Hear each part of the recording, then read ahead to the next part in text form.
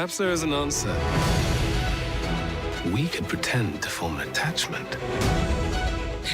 The first season of Bridgerton is Netflix's most popular show of all time, with over 80 million household views. The new series got an official announcement on the 2nd of January this year, and already fans are desperate for all the information they can get. Here, we're going to go into how Bridgerton Season 2 is going to change absolutely everything. Before we begin, remember to leave a like on this video, and subscribe so you don't miss any future videos. Make sure you turn notifications on to make sure you don't miss out on anything. Firstly, when are we getting Season 2? Filming is scheduled to begin any day now, in spring 2021, so hopefully production will be underway before we know it. However, filming a series of this magnitude takes time, and an incredible amount of detail goes into each scene. This goes for both filming and post-production too, so it may very well be sometime next year before the season is finished and ready to be aired. We did learn that Season 2 of Bridgerton was in active development as far back as February last year, over an entire year ago. This means that the basic plot points and more detailed script writing has been completed already. Filming was also apparently supposed to begin at the end of last year, but due to global events, this hasn't happened. However, there are some hints that filming may have started far more recently. One clue that gives us a hint that filming may have potentially already begun is that Phoebe Dynevor, who plays Daphne, has been seen out and about with her usually blonde hair dyed red. She has her hair styled and colored this way especially